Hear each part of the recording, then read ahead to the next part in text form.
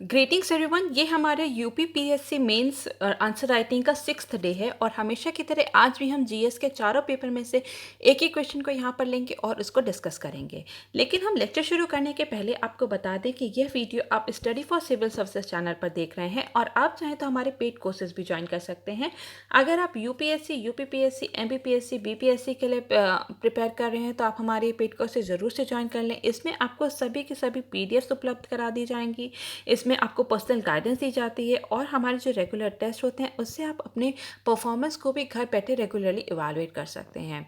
और एक जानकारी हम आपको और दे दें कि 21 अप्रैल से, ठीक है, 21 अप्रैल से UPPSC mains answer writing practice का एक नया बैच स्टार्ट हुआ है और ये पेड ग्रुप भी आप अगर आप चाहें तो ज्वाइन कर सकते हैं। ये जो पेड ग्रुप है ये 50 डेज़ के लिए एक्टिवेटेड रहेगा और इसमें प्रतिदिन जो है आपको क्वेश्चंस दिए जाएंगे और उस क्वेश्चन के जब आप आंसर लिखेंगे तो उस पर आपको कंप्लीट फीडबैक दिया जाएगा। और किसी भी अधिक जानकारी के लिए आप ये स्क्रीन पर दिए गए इन नंबरों पर कॉन्टैक्ट कर सकते हैं। तो चलिए अब हम आज के क्वेश्चंस को डिस्कस करेंगे और सबसे पहला क्वेश्चन जो है वो पेपर नंबर 1 से है और क्वेश्चन है, why did the industrial revolution first occurred in England, what were its various impacts. औद्योगिक क्रांति की शुरुआत इंग्लैंड में क्यों हुई और इसके विभिन्न प्रभाव क्या थे। तो अगर हम औद्योगिक क्रांति की बात करें तो ये 1760 में, ठीक है, 1760 के करीब जो है इंग्लैंड में जो है वहाँ पे शुरुआत होती है औद्योगिक क्रांति की। तो ये औद्योगिक क्रांति का मतलब है कि जो भी उत्पादन किया जा रहा है, जो भी प्रोडक्शन किया जा रहा है वो बहुत ही बड़े पैमाने पे किया जा रहा है और उसमें जो है नई तकनीकों का इस्तेमाल किया जा रहा है। तो जो है mass production of goods with technological innovation या फिर नई तकनीक द्वारा बड़े पैमाने पर उत्पादन करना, इसको हम कहते हैं इंडस्ट्रियल रेवोल्यूशन। तो कौन कौन सी नई तकनीक थी जो इन्वॉल्व थी इंडस्ट्रियल रेवोल्यूशन में।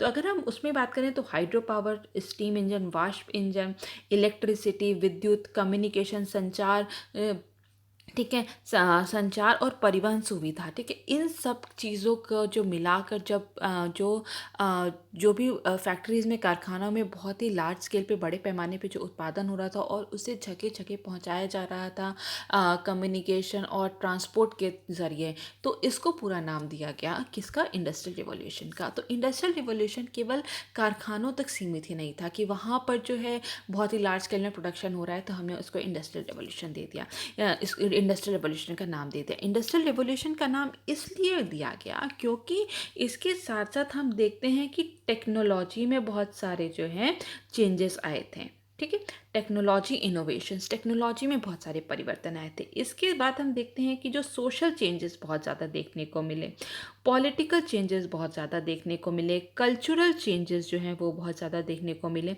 और इसी के साथ साथ जो है हमें हाँ, इकोनॉमिक चेंजेस भी जो हैं बहुत ज़्यादा चेंजेस देखने को मिलते हैं। इन सभी क्षेत्र में हमें बहुत बड़े पैमाने पे जो है परिवर्तन देखने को मिलता है, इसीलिए इस पूरे को नाम दिया गया है औद्योगिक क्रांति या फिर इंडस्ट्रियल रिवॉल्यूशन का। तो इंडस्ट्रियल रिवॉल्यूशन जैसा कि हमने बात की जो 1760 में तो इंग्लैंड में आया था, लेकिन 1780 से लेके 1820 तक यूरोप के अन्य भाग में भी वो फैल गया था। तो इसके बाद हम देखेंगे कि हाँ, जो है इंडस्ट्रियल रेवोल्यूशन जो है ये सबसे पहले इंग्लैंड में इसकी शुरुआत क्यों हुई, तो उसके कुछ कारण हैं जिस पर कि एक हम नज़र डाल लेंगे जो कि क्वेश्चन का एक बहुत ही अहम हिस्सा है।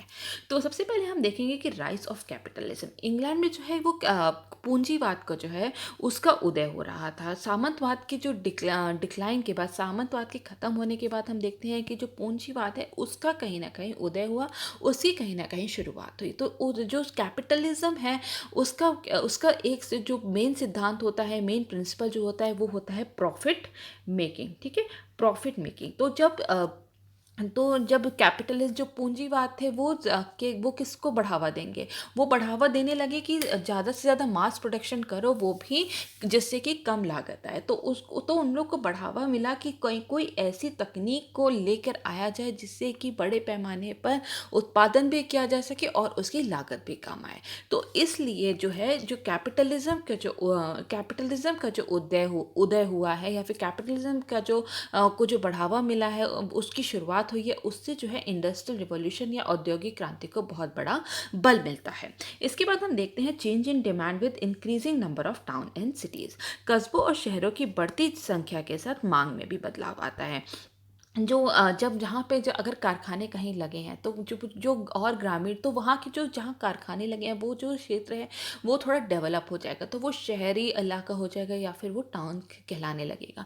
तो जो गांव से जो लोग हैं वो अपने रोजगार के लिए वहाँ वहाँ पर पलायन करेंगे शहरी इलाकों में। और जब वहाँ से वो वहाँ पे वो पलायन करेंगे तो जो शहरी इलाके हैं वहाँ की डिमांड्स अलग हैं, लोगों की सोच बदलती है, और जो नए जो नए उत्पादन जो नए जो चीज़ों का जो उत्पादन हो रहा है वो उनकी डिमांड्स उसके लिए बढ़ती हैं। तो इसलिए हम देखते हैं कि अगर जैसे जैसे जो शहरी इलाके और टाउन्स जितने भी जैसे जैसे बढ़ते रहे, वैसे वैसे जो नई उत्पादन है उनकी भी डिमांड्स जो हैं वो बढ़ती रही। वहाँ के जो लोग थे उनकी डिमांड्स अलग तरीके से हम लोग देखते हैं कि उनके वो लोग जो हैं वो नए जो उत्पादन है उनको उनका बहुत ही ज़्यादा जो है वो वेलकम करते हैं और उनकी डिमांड करते हैं। तो जैसे जैसे शहर और कस्बे बढ़ने लगे उसी तरीके से जो है डिमांड्स भी ज़्यादा बढ़ने लगी। उससे भी पूरा जो इंडस्ट्रियल रिवॉल्यूशन है, औद्योगिक क्रांति है, उसको बहुत ही बड़ा बल मिलता है। इसके बाद हम देखते हैं availability of capital and money, पूंजी या धन की उपलब्धता। जैसे कि हम जानते हैं कि इंग्लैंड जो है उसकी बहुत सारी कॉलोनीज थी, तो हर जगह से जो है वो उसके उसके पास जो है वो धन आ रहा था, और जो एक्स्ट्रा धन था वो वापस से जो कैपिटल थी वो वापस से जो है फैक्ट्रीज में इन्वेस्ट किया जा रहा था, वो उसके फैक्ट्रीज को के कैपिटल की तरह जो है उसको यूज़ किया जा रहा था। तो धन की कमी ना होने के कारण भी बहुत ही बड़ा एक अहम कारण है जिससे कि इंडस्ट्रियल रिवॉल्यूशन जो औद्योगिक क्रांति है वो पूरा कहाँ पे शुरुआत होती है, उसके इंग्लैंड में होती है। उसकी कॉलोनी से जितना भी इंग्लैंड की कॉलोनी से जितना भी धन आ रहा था वो वापस से वो लोग वो कारखानों में उसको निवेश कर रहे थे और बड़े पैमाने पे उसका उत्पादन कर रहे थे। तो इस वजह से भी जो है औद्योगिक क्रांति की शुरुआत जो है इंग्लैंड से होती है। इसके बाद जो कुछ इंग्लैंड के अगर हम भूगोल की बात करें तो वहाँ की जो कंडीशंस थी वो भी बहुत ज़्यादा फेवरेबल थी, सकारात्मक थी वहाँ पे औद्योगिक क्रांति के लिए। जैसे कि अगर हम पहली बात करें तो ये एक आइलैंड देश है, जैसा कि हम जानते हैं। एक आइलैंड देश होने के कारण यहाँ पे जो बाह्य आक्रमण जो है उसकी जो अ, उसकी जो वो अ, उसकी जो पॉसिबिलिटी है वो बहुत ही कम हो जाती है, जिस वजह से ये जो पूरा जो क्षेत्र है ये एक पीसफुल रीजन की तरह देखा जाता है, एक शांतिपूर्ण देश की तरह देखा जाता है। यही एक कार्य, ये भी एक बहुत अहम रोल निभाता है कि जो इंग्लैंड है वहाँ पर जो है औद्योगिक क्रांति की शुरुआत है, क्योंकि वो पूरा जो क्षेत्र है वो बहुत ही शांतिपूर्ण था, एक द्वीप देश होने के कारण वहाँ पे आक्रमण की कोई भी मतलब की पॉसिबिलिटी बहुत ही कम थी। इसके बाद हम देखते हैं लोकतांत्रिक देश, ठीक है, प्रो डेमोक्रेटिक रूलर्स वहाँ पर थे, क्योंकि वहाँ पे बाहरी जो आक्रमण था उसकी पॉसिबिलिटी बहुत कम थी। तो वहाँ के जो शासक थे, वहाँ के जो रूलर्स थे वो बहुत ही ज़्यादा जो है वो लोकतंत्र पर भरोसा करते थे। तो इसकी वजह से भी औद्योगिक जो क्रांति है वहाँ पर शुरू हुई। इसके बाद हम देखते हैं प्राकृतिक बंदरगाह या फिर नेचुरल पोर्ट। जैसा कि हमने देखा कि वो एक द्वीप आइलैंड है, तो वहाँ पर जो है जो पोर्ट्स हैं या बंदरगाह जो है, प्राकृतिक बंदरगाह को बनाने का बहुत ही प्राकृतिक बंदरगाह वहाँ पे बनाए गए जो कि सामान को वहाँ पे लाने और ले जाने का काम करते थे। तो इस वजह से भी जो वहाँ की ज्योग्राफी है, वहाँ का जो पूरा भूगोल है वो बहुत ही अहम रोल निभाता है। इसके बाद हम देखते हैं समृद्ध प्राकृतिक संसाधन। बहुत ही जो इंग्लैंड है उस टाइम पे हम देखते हैं कि बहुत ही ज़्यादा जो नेचुरल रिसोर्सेज थे, प्राकृतिक संसाधन थे, उसमें बहुत ही ज़्यादा समृद्ध था। जैसे कि कोयला हो गया, कोल हो गया, आयरन हो गया, ठीक है, आयरन है, कोल है, इन सब चीज़ों पर जो है बहुत ही ज़्यादा समृद्ध था इंग्लैंड। और जैसे कि हम देखते हैं कि जो कोई भी कारखाना हो तो वहाँ पे कोयला, आयरन, इन सब की ज़्यादा ज़रूरत पड़ती है और पानी की ज़रूरत पड़ती है। तो इन सब का जो उपलब्धता के कारण भी जो इंडस्ट्रियल रेवोल्यूशन है वो इंग्लैंड से स्टार्ट हुआ। तो यहाँ पे फेवरेबल कंडीशन, सकारात्मक कंडीशन जो थी वो बहुत ही ज़्यादा हमें देखने को मिलती हैं। इसके बाद हम देखते हैं नौगम्य जलमार्ग। तो वहाँ पे रिवर्स थी और जो कि जहाँ पे कि जो कि नेविगेबल थी, जहाँ पे कि जो शिप्स थी उनको लाया और ले जा सकता था। तो यहाँ तो जो उसके जो इंग्लैंड की जो डिफरेंट डिफरेंट कॉलोनीज थी, बहुत सारी कॉलोनीज थी एशिया की, अफ्रीका की, वहाँ से रॉ मटेरियल को लाया जाता था और यहाँ पे जो फाइनल प्रोडक्ट्स होते थे वहाँ से इनको ले जाया जाता था शिप्स के थ्रू। तो ये भी कंडीशन बहुत ही फेवरेबल है कि जो वाटरवेज थे वो नेविगेबल थे। नौगम्य जलमार्ग होने के कारण भी हम देखते हैं कि जो इंडस्ट्रियल रिवॉल्यूशन है उसको बहुत ही ज़्यादा बल मिलता है। इसके बाद हम देखते हैं कि एग्रीकल्चर रिवॉल्यूशन या फिर कृषि क्रांति भी बहुत बड़ा रोल निभाता है इंडस्ट्रियल रिवॉल्यूशन के लिए। क्यों?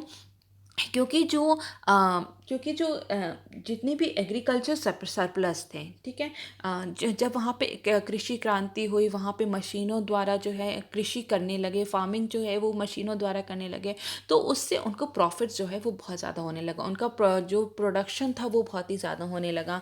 तो जिसकी वजह से जो उसका सरप्लस था वो जो उसकी जो कैपिटल थी वो भी वापस से जो है वो कारखानों में या इन्वेस्ट होने लगी, वो कैपिटल की तरह काम करने लगी। तो इस वजह से हम देखते हैं कि जो कृषि क्रांति है वो भी बहुत अहम रोल निभाती है इंडस्ट्रियल रिवॉल्यूशन के लिए। इसके बाद हम देखते हैं कि अगर काम जब हम मशीन्स करने लगेंगी तो क्या होगा? तो जो वहाँ पर जो लेबर अभी तक काम कर रहा था वो अब फ्री हो जाएगा। तो अब जब लेबर जब फ्री हो जाएगा तो वहाँ वो रोज़गार कहाँ ढूंढेगा? उसको रोज़गार मिला वहाँ की फैक्ट्रीज में, कारखानों में। तो वहाँ पे अवेलेबिलिटी ऑफ लेबर्स जो थे उस वजह से भी वहाँ पर जो है इंडस्ट्रियल रिवॉल्यूशन को बहुत ही ज़्यादा बल मिलता है। इसके बाद हम देखते हैं कि अगर एग्रीकल्चर बहुत ज़्यादा अच्छा हो रहा है तो वहाँ पे जो रॉ मटेरियल की उपलब्धता है वो भी बहुत ज़्यादा थी। तो ये भी कारण था कि इंडस्ट्रियल रेवोल्यूशन को वहाँ पर उसकी शुरुआत हुई। इसके बाद हम देखते हैं कि लार्ज नंबर ऑफ कॉलोनीज, बड़ी संख्या में उपनिवेश। इंग्लैंड की, जैसे कि हम जानते हैं कि बहुत ज़्यादा उसकी कॉलोनीज जो थी वो एशिया में, अफ्रीका में, सब रीजन में बहुत ही ज़्यादा फैली हुई थी। तो क्या हुआ, उनको एक मार्केट मिल गई थी जो कि उनका जो फाइनल प्रोडक्ट्स हैं, जो उन्होंने जितने भी सामान का उन्होंने उत्पादन किया है उनको वो कहीं पर बेच सकें। ठीक है, तो इसलिए वहाँ पर लोगों को उत्पादन करने का एक अलग ही मोटिवेशन था, क्योंकि उनके पास मार्केट थी। वहाँ पर वो अपना जो फाइनल प्रोडक्ट्स थे उसको ले जाते थे, और जितने भी उनकी जो कॉलोनीज थी वहाँ से जो है रॉ मटेरियल्स को लेकर आते थे। तो ये सब कुछ कारण है जिन कारणों से इंग्लैंड में औद्योगिक क्रांति की शुरुआत हमें देखने को मिलती है।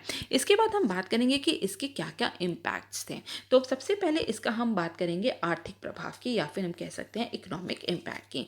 तो उत्पादन में बहुत ज़्यादा हमें वृद्धि देखने को मिलती है, जैसे कि हमने बात की तकनीकी नवाचार के कारण, टेक्नोलॉजिकल इनोवेशन के कारण जो बहुत ही बड़े पैमाने पर जो है वो प्रोडक्शन हो रहा था, क्योंकि वहाँ पर जो उसकी लागत जो थी वो बहुत ही ज़्यादा कम थी, क्योंकि जब बड़े पैमाने पे होती है।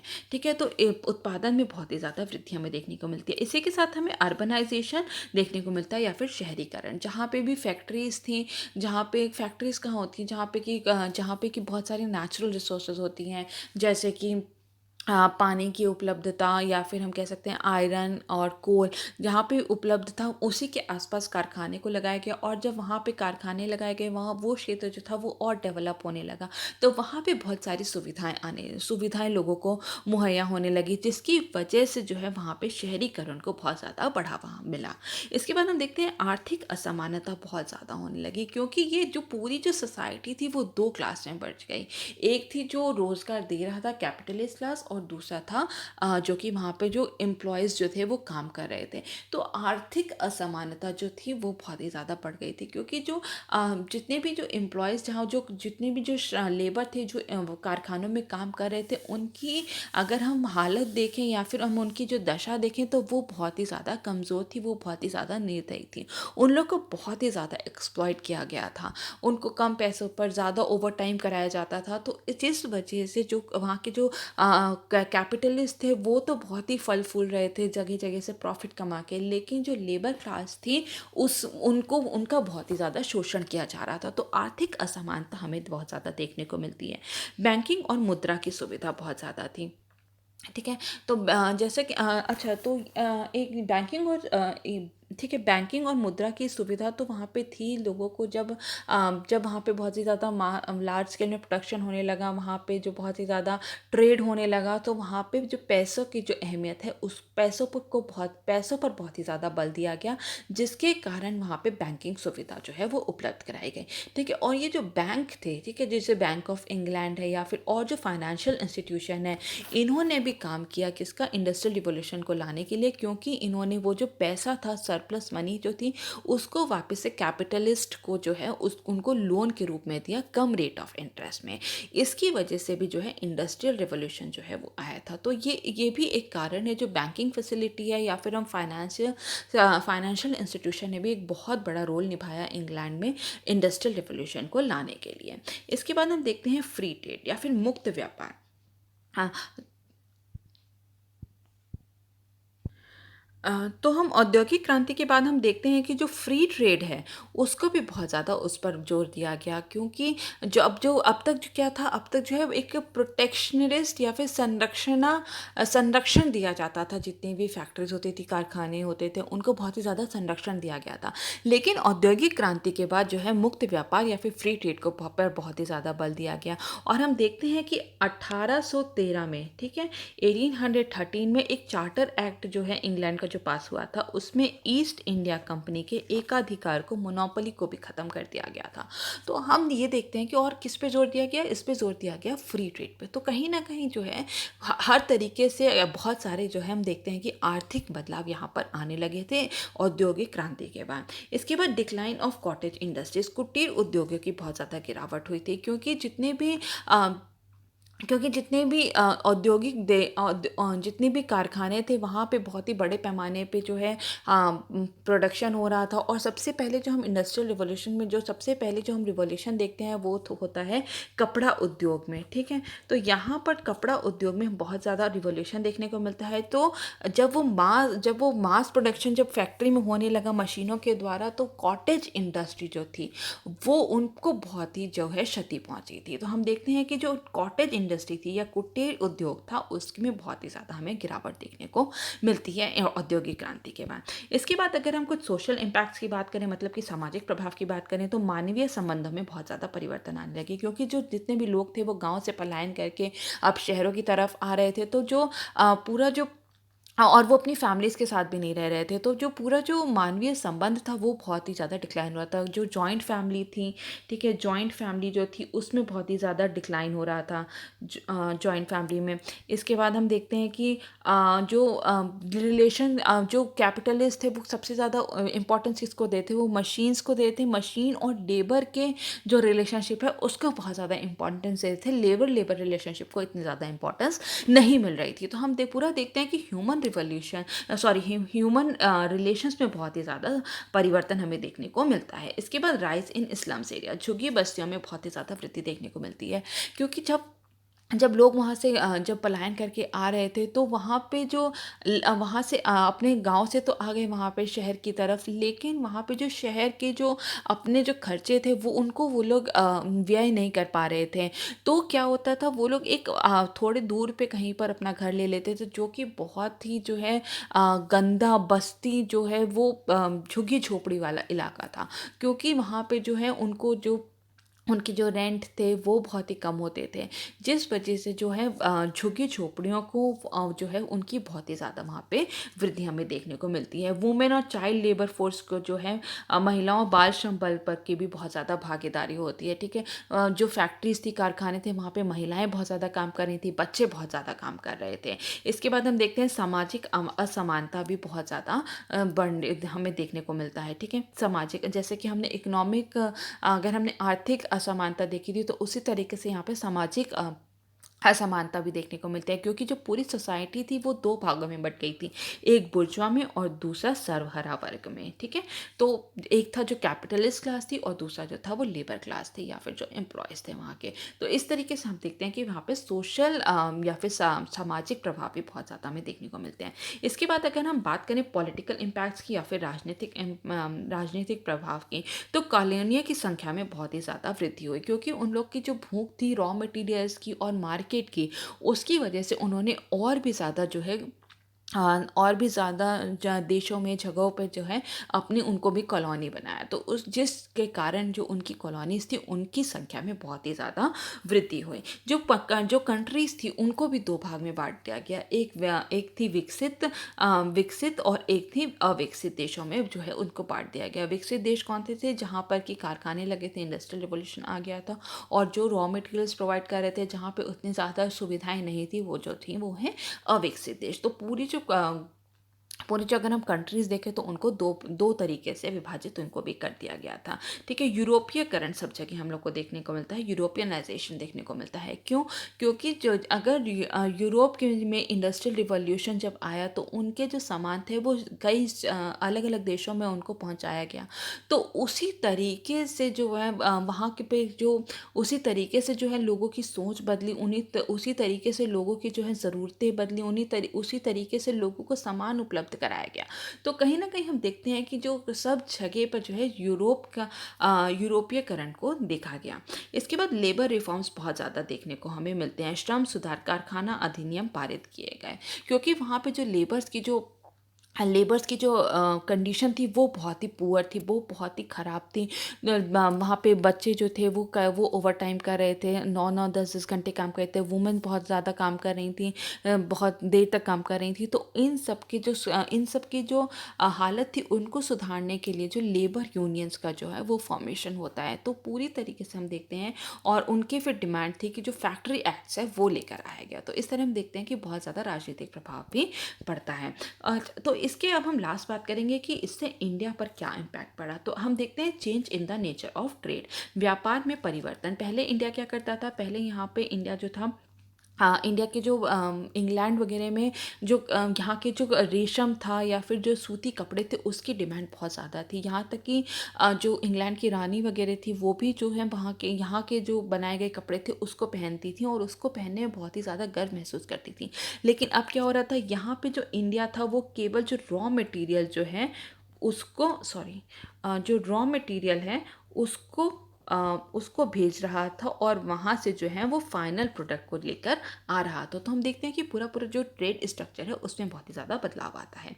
इसके बाद हम देखते हैं decline of cottage textile and handicraft industry, क्योंकि वहाँ से जितना भी सामान आ रहा था वो बहुत ही मास स्केल में प्रोड्यूस हो रहा था, बड़े पैमाने पर प्रोड्यूस हो रहा था, तो उसकी लागत बहुत कम थी। लेकिन यहाँ पर जो हाथों द्वारा बनाया जा रहा था, जो हस्तशिल्प तो वो बहुत ही ज़्यादा महंगा पड़ता था, जिसके कारण जो है कॉटेज इंडस्ट्री, टेक्सटाइल इंडस्ट्री या फिर हस्तशिल्प उद्योग को बहुत ही ज़्यादा नुकसान हुआ। क्योंकि अब जो वहाँ से जो कपड़ा बन के आ रहा था, वहाँ से जो सामान बन के आ रहा था, उनको वो यहाँ के लोगों को बहुत सस्ता पड़ता था। तो यहाँ के जो जो कॉटन इंडस्ट्री, टेक्सटाइल इंडस्ट्री में जितने भी सामान मिल रहे थे वो बहुत ही महंगा पड़ता था।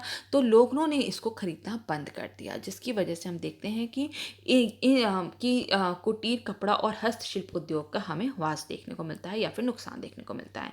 जो यहाँ के जो फार्मर्स थे उनको मजबूर किया गया कि वो लोग ऐसी चीज़ों को उगाएं जो कि वहाँ पे इंग्लैंड में जिसके कारखानों में जिसकी ज़रूरत हो, या फिर उसको रॉ मटेरियल की जिसकी ज़रूरत हो। तो यहाँ पे जो कृषि हैं और कृषक हैं उनको बहुत ही ज़्यादा मजबूर किया गया, क्योंकि यहाँ पे जो है इंग्लैंड उसकी कॉलोनी थी। तो यहाँ पे उनको बहुत ही ज़्यादा फार्मर्स का बहुत ही ज़्यादा शोषण किया जाता था, और उनको मजबूर किया जाता था कि वो वही चीज़ उगाएं जिनकी कि वहाँ पे रॉ मटेरियल की सारी ज़रूरत है।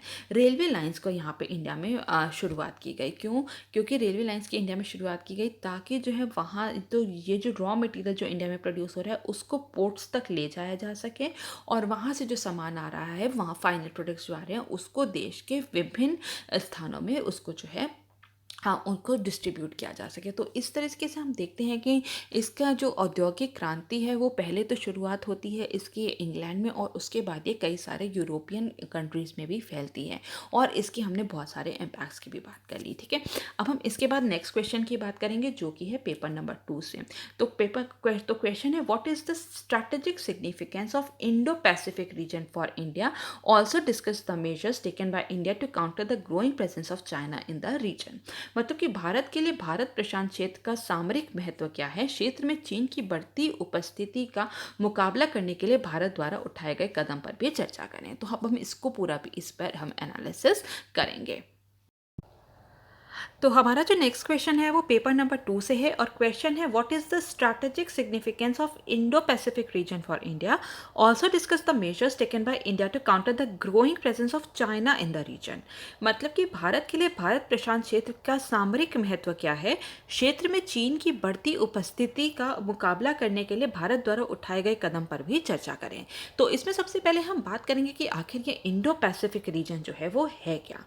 तो जो इंडो पैसिफिक रीजन है, जैसा कि इसके नाम से ही हमें पता चलता है कि ये जो रीजन है ये हिंद महासागर और प्रशांत महासागर को जोड़ता है। तो ये जो पूरा जो हिंद महासागर और प्रशांत महासागर का हम कह सकते हैं कि ये जो इंडो पैसिफिक रीजन है उसका हिस्सा है। और ये जो है ये कहाँ से कहाँ तक फैला हुआ है, ये अफ्रीका के पूर्वी तट से लेके अमेरिका के तटों तक ये जो पूरा रीजन है ये फैला हुआ है। इसके बाद हम देखते हैं कि ये एक मल्टीपोलर रीजन है, मतलब कि बहुध्रुवीय रीजन है, बहुध्रुवीय क्षेत्र है। जैसा कि हम देख सकते हैं, अगर हम कुछ फैक्ट्स की बात करें तो जो पूरे जो एरिया है, जो इंडो पैसिफिक रीजन है, जितने भी यहाँ पे कंट्रीज़ हैं, उसमें उनका जो है 62 जो ग्लोबल जीडीपी है उसमें उनकी हिस्सेदारी जो है वो 62% की है, 62% की है। और जो वर्ल्ड पॉपुलेशन है उसमें उनकी हिस्सेदारी जो है वो 65% की है। मतलब कि जीडीपी में तो ये है 62% की, और जो जनसंख्या है इसमें जो है ये 65% की है। ठीक है, ये मोर देन 50% की, मोर देन 60% हो गया है। तो इतनी ज़्यादा इनकी हिस्सेदारी है। इसके साथ साथ हम देखते हैं जो इंटरनेशनल व्यापार हो रहा है, इंटरनेशनल ट्रेड हो रहा है, या फिर हम कह सकते हैं अंतर्राष्ट्रीय व्यापार जो हो रहा है, उसमें भी इस रीजन की हिस्सेदारी जो है वो है 46% की। तो ये जो इंडो पैसिफिक रीजन है इसमें अगर हम देखें तो टोटल जो है 38 कंट्रीज़ आती हैं। और ठीक है, इसके साथ साथ जो पूरा जो सतही जो टेरिटोरियल एरिया है, ठीक है, जितने भी ग्लोबल लेवल का जो टेरिटोरियल जो सतह पर जो एरिया है उसका जो सतही एरिया का ये जो रीजन है ये 46% जो है 44% जो है वो कवर करता है। तो हम देख सकते हैं कि ये जो रीजन है ये बहुत ही बड़ा है, बहुत ही विशाल है, और ये इसके स्ट्रैटेजिक इम्पोर्टेंस भी बहुत ज़्यादा है, क्योंकि ये जीडीपी के नज़रिए से बहुत ही ज़्यादा इम्पॉर्टेंट रीजन है। और यहाँ पे बहुत ही ज़्यादा, मतलब करीब 65% ग्लोबल पॉपुलेशन भी रिसाइड करती है। इसके बाद हम देखेंगे ये जो रीजन है यहाँ पे आसियान जो है, जो कि 10 कंट्रीज़ का जो समूह है ये बहुत ही इम्पोर्टेंस रखता है। हम इसको कह सकते हैं कि यह इस क्षेत्र का एक बहुत ही महत्वपूर्ण हिस्सा है। और आए दिन हम देखते हैं कि जो आसियान है और जो चाइना है उनके बीच में भी लगातार विवाद बढ़ रहा है, क्योंकि वो साउथ चाइना सी की वजह से, साउथ चाइना सी जो है वो बहुत ही, वहाँ पे जो गैस के, तेल के बहुत ही ज़्यादा भंडार हैं, नेचुरल रिसोर्सेज से बहुत ही समृद्ध रीजन है वो। तो उसके लिए जो प्राकृतिक संसाधनों की जो लड़ाई होती है उसके लिए हम देखते हैं कि आसियान की जो कंट्रीज़ हैं और जो चाइना के कंट्रीज़, जो चाइना है, उनके बीच में भी हमने बहुत देखा है कि पीछे कुछ दिनों में बहुत ज़्यादा विवाद बढ़ चुका है साउथ चाइना सी को लेके। इसके बाद हम देखते हैं क्वाड। ठीक है, क्वाड में कौन कौन सी कंट्रीज़ है? क्वाड जो है ये 4 कंट्रीज, जैसे कि नाम से ही हमें पता चल रहा है क्वाड मतलब कि 4 होता है। तो इसमें 4 कंट्रीज़ आती हैं। कौन कौन सी हैं? यूएसए, जापान, ऑस्ट्रेलिया, और हमारी है चौथी इंडिया। ठीक है, तो ये जो पूरा ये जो क्वाड है, ठीक है, इसने भी ये जो पूरा जो एक क्षेत्र है इसको एक रणनीतिक स्थान प्रदान किया है। इन लोग का जो क्वाड है इनका नज़रिया क्या है? ये तो पहले तो क्वाड का सिर्फ ये था कि इस क्षेत्र में free trade and investment purpose से यहाँ पे उसको शुरुआत की गई थी। लेकिन अभी जो है इसको इवॉल्व कर दिया गया है। इसमें और जो अब फ़िलहाल जो है यूएसए, जापान, ऑस्ट्रेलिया का जो इसका जो मुख्य केंद्र बिंदु जो है वो इस पूरे जो क्षेत्र को जो है वो स्वतंत्र, खुला और समृद्ध बनाने का जो है वो उद्देश्य है। तो हम देखते हैं कि ये जो क्वाड जो है ये इसने भी इस क्षेत्र को एक रणनीतिक स्थान की तरह रणनीतिक स्थान प्रदान करता है। ठीक है, तो इसके बाद हम देखेंगे कि आखिर इंडिया के लिए इसकी क्या क्या इम्पोर्टेंस है, इम्पोर्टेंस फॉर इंडिया की, इस पूरे क्षेत्र की इंडिया के लिए क्या इम्पोर्टेंस है। तो सबसे पहले अगर हम बात करें तो स्ट्रैटेजिक इम्पोर्टेंस की या फिर सामरिक महत्व की, जैसे कि हमने बात की कि जीडीपी और विश्व की आधी से ज़्यादा आबादी का योगदान है। तो जो आंकड़े जो हमने पीछे देख चुके हैं, तो उस वजह से हम देखते हैं कि इंडिया को जो यहाँ पे ट्रेड करने के प्रॉस्पेक्ट्स बहुत ज़्यादा हैं। वहाँ दूसरी जगह से माल मंगा सकते हैं। मार्केट जो है हम दूसरे कंट्रीज़ को एक मार्केट की तरह देख सकते हैं, जहाँ पे इतनी बड़ी पॉपुलेशन रहती है। तो वहाँ पे हम अपने जो प्रोडक्ट्स हैं उसको बेच सकते हैं, उनके साथ ट्रेड कर सकते हैं, और उनके जो 62% जो जीडीपी है उससे भी हम बहुत सारे फ़ायदा उठा सकते हैं अपने व्यापार को बढ़ाने के लिए। तो इस तरह हम देखते हैं कि ये क्षेत्र जो है वो बहुत ही ज़्यादा स्ट्रैटेजिकली इम्पॉर्टेंट है इंडिया के लिए। इसके बाद हम देखते हैं मिनरल रिसोर्सेज या फिर खनिज संसाधन जो हैं। ये जो पूरा क्षेत्र है ये बहुत ही जो खनिज संसाधन है, प्राकृतिक संसाधन है, उसमें बहुत ही समृद्ध है। जैसे कि यहाँ पे बहुत सारे तेल और गैस के भंडार हैं, बहुत सारे जो नेचुरल रिसोर्सेज हैं, बहुत सारे अ, धातुएँ निकलती हैं, जो धातु होती हैं वो बहुत ही ज़्यादा इस रीजन में पाई जाती हैं। तो इन सब कारणों से भी ये जो रीजन है वो बहुत ज़्यादा इम्पोर्टेंस रखता है। इसके बाद हम देखते हैं इंडिया जो है बहुत सारी अपनी नेवल एक्सरसाइज़ेज़ जो हैं यहाँ पे इस रीजन में कंडक्ट करती है। जैसे कि आसियान के साथ हो गए, जापान के साथ है, वियतनाम के साथ है, मालाबार एक्सरसाइज़ है जिसमें कि इन यूएसए, जापान और इंडिया जो भाग लेते हैं। तो ये सारी जो एक्सरसाइज़ेज़ हैं ये कहाँ कंडक्ट हो रही है? ये कंडक्ट हो रही हैं इंडो पैसिफिक रीजन में। इसलिए भी इंडिया के लिए बहुत ही ज़्यादा ये रीजन जो है वो इम्पॉर्टेंट है। इसके बाद हम देखते हैं इंटरनेशनल ट्रेड के हिस्से से भी ये जो पूरा रीजन है बहुत ही ज़्यादा इंपॉर्टेंस रखता है, क्योंकि हम देखते हैं कि $3.5 ट्रिलियन का व्यापार जो है, अंतर्राष्ट्रीय व्यापार जो है वो इसी हिस्से से हो रहा है। इंडिया की जो ट्रेड डिपेंडेंस है या फिर हम कह सकते हैं जो व्यापार निर्भरता है वो भी बहुत ज़्यादा है इस रीजन से। इंडिया का करीब 50% जो व्यापार होता है वो पूरा इसी रीजन से होते हुए आता है। जितने भी उसके जो व्यापार हो रहा है वो इसी रीजन से जो है उसकी आवाजाही हो रही है। इसके बाद हम देखते हैं ओएनजीसी जो है, oil and natural gas company limited. ठीक है, ये भी वियतनाम के जो एक्सक्लूसिव इकोनॉमिक एक्सक्लूसिव जोन जो है उसमें जो है वो ऑयल एंड गैस को एक्सप्लोर कर रही है। मतलब कि ओएनजीसी जो है वियतनाम के आर्थिक विशेष क्षेत्र में तेल और गैस की खोज कर रही है। तो इसलिए भी ये रीजन जो है वो इंडिया के लिए बहुत ज़्यादा इंपॉर्टेंस रखता है। इंडिया का जो इम्पोर्ट है वो इंडिया का जो 82% जो है ऑयल नीड्स है, 82% जो तेल की ज़रूरत है वो आयात से पूरी करता है। तो इंडिया को चाहिए कि इसको जहाँ से भी सस्ता और अच्छा तेल मिले उसको वहाँ से ले लेना चाहिए। तो जैसा कि हम देखते हैं कि जो साउथ चाइना सी है, ठीक है, साउथ चाइना सी जो है वहाँ पे वो जो एरिया है वो बहुत ही ज़्यादा रिच है ऑयल एंड गैस रिसोर्सेज में। तो ज़रूरी है कि जो साउथ चाइना सी पर इंडिया जो है वो बहुत ही ज़्यादा फोकस करे, और क्या कहते हैं जो कि साउथ चाइना सी जो कि इंडो पैसिफिक रीजन का एक बहुत ही अहम हिस्सा है, उस नज़रिए से भी जो है ये इंडिया के लिए बहुत ही ज़्यादा इंपॉर्टेंस रखता है। इसके बाद हम देखते हैं ऑल्टरनेट टू आरसीईपी, मतलब कि रीजनल कॉम्प्रिहेंसिव इकोनॉमिक पार्टनरशिप। तो ये जो इसके लिए भी जैसा कि हमने पीछे लेक्चर में बात कर चुके हैं, शायद हमने फर्स्ट डे 1 में हमने इसकी बात की थी कि इंडिया ने डिसाइड किया है कि वो आरसीईपी से क्विट कर रहा है, उससे अपनी जो मेंबरशिप है वो विड्रॉ कर रहा है। तो आरसीईपी के मेंबर्स कौन है? आरसीईपी के मेंबर्स हैं 10 आशियान कंट्रीज़ हैं, प्लस उसके बाद जो है 6 और कंट्रीज़ हैं। ठीक है, तो टोटल 16 की हैं, उसमें इंडिया भी थी। तो अब इंडिया जो है वो चली गई है, तो अब टोटल कितने हैं? आशियान प्लस 5 है।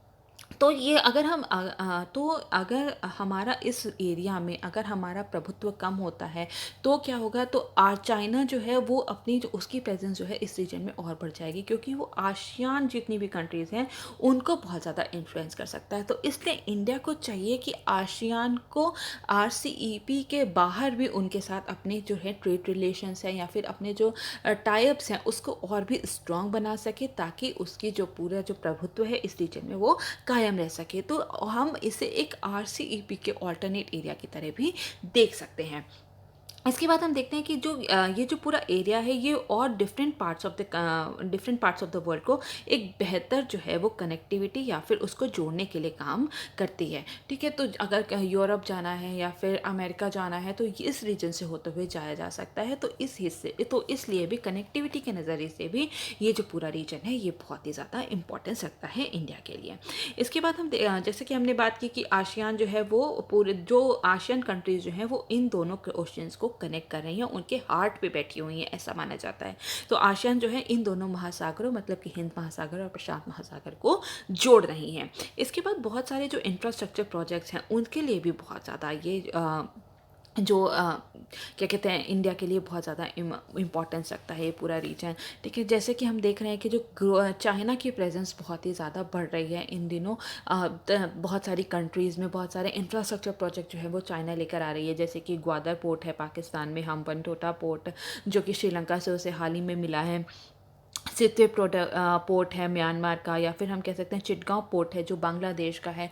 तो ये सब जो इंफ्रास्ट्रक्चर प्रोजेक्ट जो चाइना लेके आ रहा है इन कंट्रीज़ में, और वहाँ पे अपनी प्रेजेंस को बढ़ा रहा है, तो ज़रूरी है कि इंडिया जो है वो उसके लिए भी ये जो कुछ बहुत सारे इंफ्रास्ट्रक्चर यहाँ पे डेवलप करे इस रीजन में, जिससे कि वो चाइना की ग्रोइंग प्रेजेंस को कंट्रोल कर सके, काउंटर कर सके। ठीक है, इसके बाद हम देखेंगे कि कौन कौन से ऐसे मेजर्स हैं जो कि इंडिया ने उठाए हैं ताकि वो जो चाइना की जो इस क्षेत्र में जो बढ़ती प्रेजेंस है, ग्रोइंग प्रेजेंस है, उसको कि काउंटर कर सके। तो सबसे पहले हम देखेंगे कि मैरीटाइम, अच्छा इसके पहले हम लोग एक चीज़ और देखेंगे कि ये जो पूरा जो रीजन है, ठीक है, इसमें कौन कौन से और रीजन आते हैं। इसमें आते हैं रेड सी, ठीक है, रेड सी है, या फिर हम कह सकते हैं और जो है गल्फ ऑफ एडन, ठीक है, गल्फ ऑफ एडन है, और gulf of Persia, gulf of Persia. तो ये सारे जो हैं, ये इंडिया के लिए ये सारे जो रीजन है ये बहुत ही ज़्यादा इम्पॉर्टेंट है, क्योंकि यहाँ से भारत का तेल व्यापार होता है, प्लस यहाँ पर बहुत ही ज़्यादा हाइड्रोकार्बन्स पाए जाते हैं, प्रचुर मात्रा में जो है हाइड्रोकार्बन्स भी पाए जाते हैं। तो इस वजह से भी ये जो पूरा रीजन है इंडिया के लिए बहुत ही ज़्यादा इम्पॉर्टेंस रखता है। ठीक है, ये पॉइंट मैं PDF में अपडेट कर दूँगी।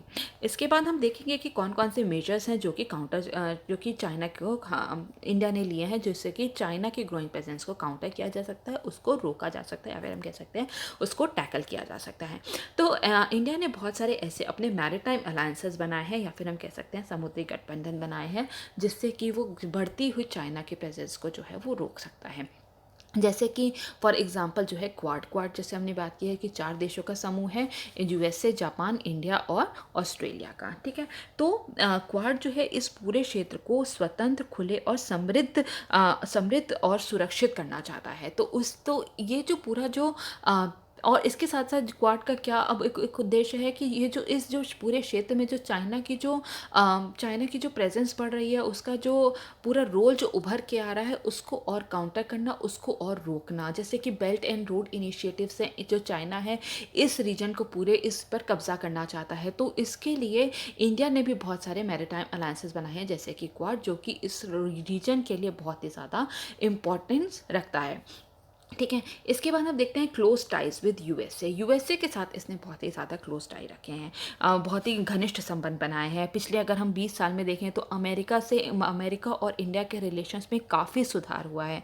तो इंडिया जो है जो अमेरिका जो है वो पूरा जो ये रीजन है इसको फ्री और इंडिपेंडेंट बनाना चाहता है, मतलब कि मुक्त और स्वतंत्र बनाना चाहता है, और वो भी किसकी मदद से, इंडिया और जापान की मदद से। और साथ ही साथ जो अमेरिका है वो इस पूरे क्षेत्र में अपना प्रभुत्व स्थापित करना चाहता है, साथ साथ जो है चाइना की बढ़ती हुई शक्ति को रोकना चाहता है। तो अगर यूएसए के साथ अगर हम घनिष्ठ संबंध बनाएंगे तो बहुत सारा जो चाइना है उसकी हम प्रेजेंस को बहुत ज़्यादा कंट्रोल कर सकते हैं इस रीजन में। इसके बाद हम देखते हैं कि जो इंडिया है इसने बहुत सारे रीजनल फोरम्स का भी हिस्सा बना है, जैसे कि बिम्स्टेक है, इंडियन ओशियन रिम एसोसिएशन है, इसके साथ मेकोंग गंगा कॉरपोरेशन है। तो ये सब कुछ ऐसे रीजनल फोरम्स है जिसका इंडिया जो है वो हिस्सा है, और वो इससे भी जो चाइना की बढ़ती हुई प्रेजेंस है इस रीजन में उसको काउंटर कर सकता है। इसके बाद हम देखते हैं इंफ्रास्ट्रक्चर प्रोजेक्ट्स बहुत ज़्यादा जो है इंडिया भी कई जगह है जहाँ पे कि इंफ्रास्ट्रक्चर प्रोजेक्ट्स को लेकर आ रहा है, ताकि वो चाइना की बढ़ते हुए जो प्रेजेंस है या फिर उसकी जो बढ़ती हुई शक्ति है उसको रोक सके। जैसे कि ईरान में चाबार पोर्ट है वो लेकर आ रहा है, जो कि चाइना जो पाकिस्तान में जो कौन सा ग्वादर पोर्ट बना रहा है, ठीक है, उसको काउंटर करने के लिए, ताकि वहाँ पे जो कि चाबार पोर्ट और ग्वादर पोर्ट के बीच में हार्डली 100 किलोमीटर्स का डिफरेंस है। तो ये भी तो इस तरह के इंफ्रास्ट्रक्चर प्रोजेक्ट जो है वो इंडिया लेकर आ रहा है इस रीजन में, ताकि जो है वो चाइना को टैकल कर सके। इसके बाद हम देखते हैं act east policy and beyond. ठीक है, इंडिया जो है पहले उसका क्या एम था, लुक ईस्ट पॉलिसी, कि ईस्ट की तरफ देखो, पर अब क्या है, उसकी तरफ काम करो, उनके साथ जो है आसियान कंट्रीज़ हैं उनके साथ और बहुत ही ज़्यादा संबंध बनाओ, गहरा संबंध बनाओ, उनके साथ ट्रेड एंड इन्वेस्टमेंट करो, ठीक है। तो पहले जो एक्ट ईस्ट पॉलिसी में क्या था कि आसियान कंट्रीज़ पर बहुत ज़्यादा फोकस किया जाता था, केवल ट्रेड एंड इन्वेस्टमेंट पर फोकस किया जाता था।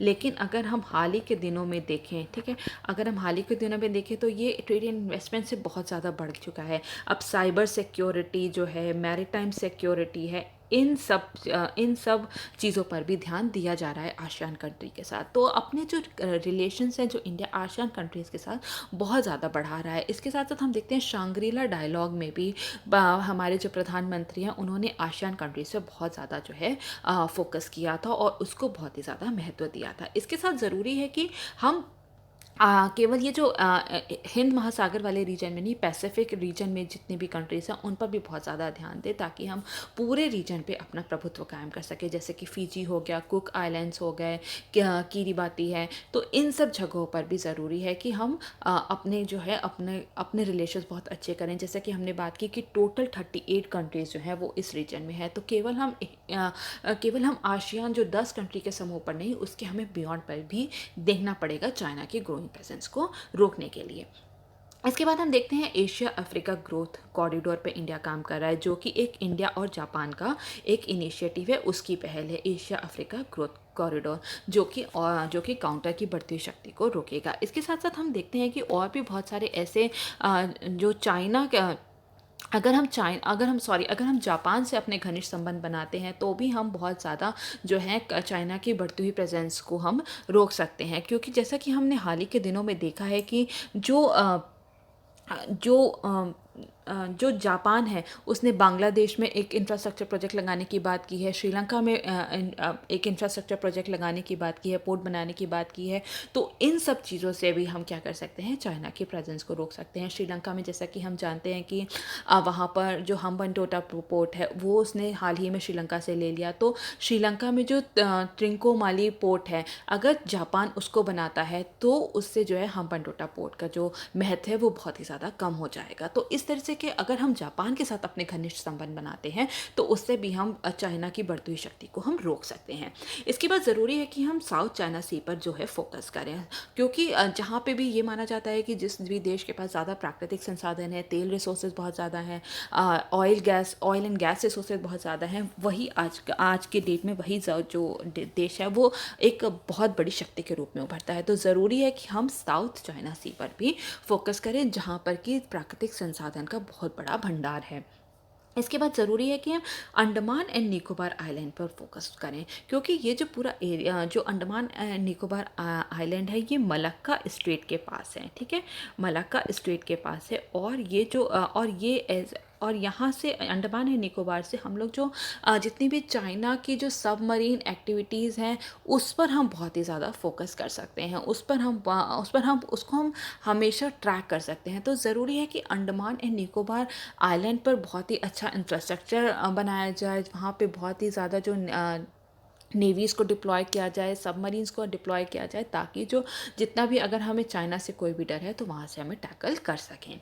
इसके बाद हम देखते हैं कि जो इंडो पैसिफिक विंग है मिनिस्ट्री ऑफ एक्सटर्नल अफेयर्स के अंदर भी एक बनाया गया है, ताकि इस पूरे रीजन पे और ज़्यादा फोकस किया जा सके और इसको एक शांतिपूर्ण क्षेत्र बनाया जा सके। तो ज़रूरी है कि जो देखिए अगर हम पूरा देखें तो इन कंट्रीज़ में ये जो इंडो पैसिफिक पूरा जो रीजन है, ठीक है, इसमें दो अगर मेजर कंट्रीज़ हैं तो वो हैं इंडो चाइना। तो ज़रूरी है कि पूरे अगर क्षेत्र में अगर हमें शांति स्थापित करनी है तो इंडिया और चाइना को साथ में आके काम करना पड़ेगा, अपने जितने डिफरेंसेस हैं उसको भूलकर आगे आना पड़ेगा और साथ में काम करना पड़ेगा, ताकि इस रीजन को शांतिपूर्ण रीजन बनाया जा सके। तो ज़रूरी है कि जो चाइना का बेल्ट एंड रोड इनिशिएटिव है और इंडिया का जो एक्ट ईस्ट पॉलिसी है, तो जो जितने भी ये कंट्रीज़ पे जो फोकस कर रहे हैं तो वहाँ के इंफ्रास्ट्रक्चर प्रोजेक्ट भी इन लोग को मिल के काम करना चाहिए, ताकि जो पूरे क्षेत्र हैं वहाँ पे शांति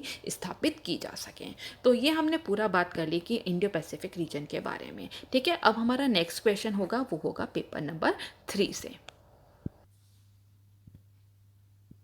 हमारा जो अगला क्वेश्चन है वो है पेपर नंबर 3 से, और क्वेश्चन है what do you mean by bio terrorism? Is India prepared for such attacks? क्या इंडिया इस इन सब चीज़ों के लिए प्रिपेयर्ड है, या फिर वो कितना तैयार है ऐसे अटैक्स के लिए?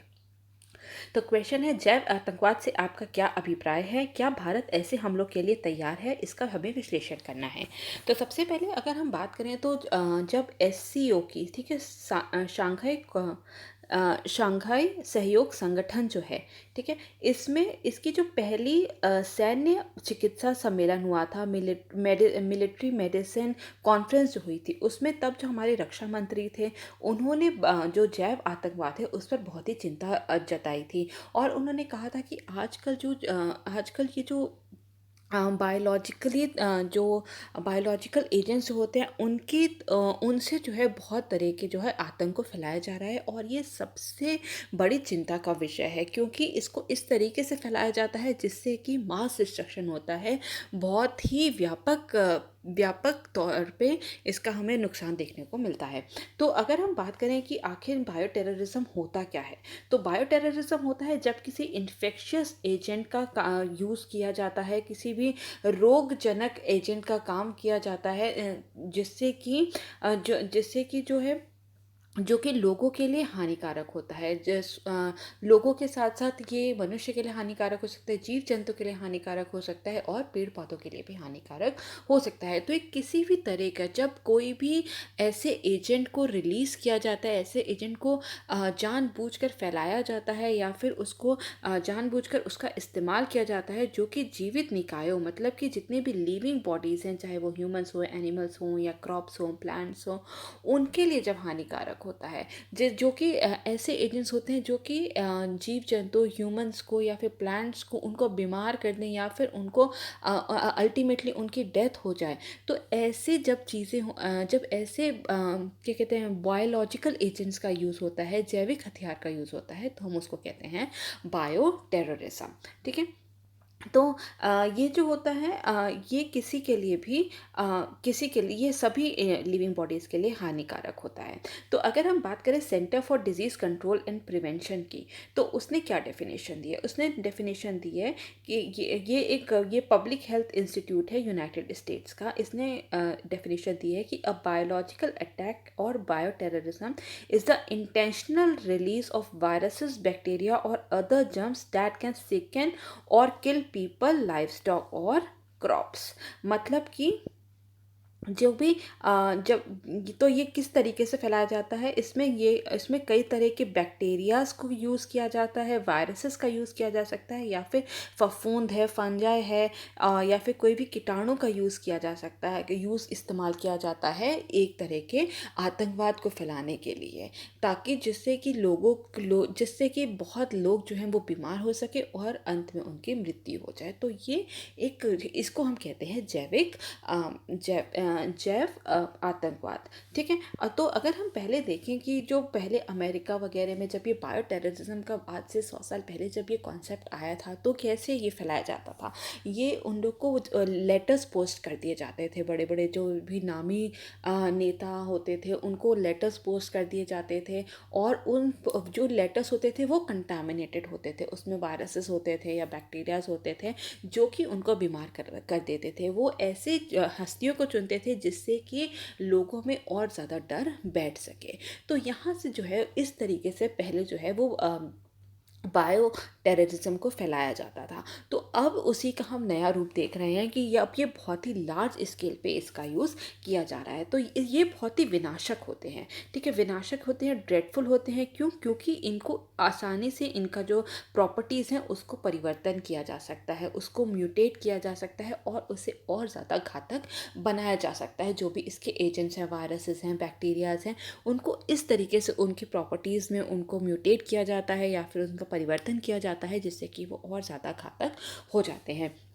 इसके बाद इसको आसानी से फैलाया जा सकता है, जैसे कि अभी हम कोविड-19 को देख रहे हैं, कोरोना वायरस को देख रहे हैं, तो ये बहुत ही आसानी से जो है इसको फैलाया जा सकता है, क्योंकि कम्युनिकेबल डिसीज़ेज़ ज़्यादा होते हैं, संक्रामक रोग होते हैं, तो इसलिए इनको आसानी से फैलाया जा सकता है। ये बहुत ही एक सस्ता तरीका होता है, जिससे कि जो बहुत ज़्यादा विनाश किया जा सकता है। एक सामूहिक विनाश हो देखने को हमें मिलता है, क्योंकि अगर ये कम्युनिकेबल डिसीज़ है, एक लोग से दूसरे लोग तक फैलता है, तो ये जो है बहुत ही ज़्यादा भयानक है, बहुत ही ज़्यादा सामूहिक विनाश करता है। इसके बाद हम देखते हैं कि इसके कई दिनों तक कई अवसर ऐसे भी हैं कि इसमें जो है जो जिसको फैलाया जा सकता है आसानी से, क्योंकि इसके जो लक्षण हैं वो कई दिनों तक नहीं दिखाई देते, जैसे कि कोरोना वायरस है, जिसके कि लक्षण जो हैं किसी भी व्यक्ति में 7 से 14 दिन के बाद देखने को मिलते हैं। तो कई दिन तक हम देखते हैं कि जो सिम्पटम्स होते हैं वो देखने को मिलते ही नहीं है, तो इसलिए उसको और ईज़िली स्प्रेड करने में मदद मिलती है। और इसकी जो मात्रा होती है, इसे बहुत ही कम मात्रा में हम ज़्यादा विनाश इसका कर सकते हैं, कि बहुत ही इसकी कम मात्रा, ज़रूरत जो होती है वो बहुत कम मात्रा में होती है, और उसका जो असर देखने को मिलता है वो बहुत ही ज़्यादा विनाशकारी होता है। तो ये हमने बात की है बायो टेररिज्म की। अब हम देखते हैं कि ऐसे कौन कौन से एजेंट्स हैं जो कि इसमें यूज़ किए जाते हैं। तो जो एजेंट्स हैं उनको हम 3 कैटेगरी में हम इनको विभाजित कर सकते हैं, या फिर इनका डिवीजन कर सकते हैं। तो सबसे पहले अगर हम बात करें तो वो होते हैं कैटेगरी ए। ये हाई प्रायोरिटी एजेंट्स होते हैं, ये नेशनल सिक्योरिटी पर खतरा होते हैं, ठीक है। और इनको जो है इनको बहुत ही आसानी से फैलाया जा सकता है, और इससे जो होने वाली जो लोगों की जो होने वाली मृत्यु होती है वो बहुत ही ज़्यादा होती है। इसलिए इसके लिए एक स्पेशल एक्शन की ज़रूरत होती है। इस पूरे अगर इसके द्वारा एजेंट कैटेगरी ए द्वारा अगर कोई बीमारी फैलाई जा रही है, तो उसके लिए बहुत ही स्पेशल एक्शन की ज़रूरत होती है। तो इसके एग्जांपल हैं जैसे कि एंथ्रेक्स है, प्लेग है, स्मॉल पॉक्स है, या फिर इबोला वायरस है, चेचक है, प्लेग है। तो ये इसके कुछ एग्जांपल्स हैं।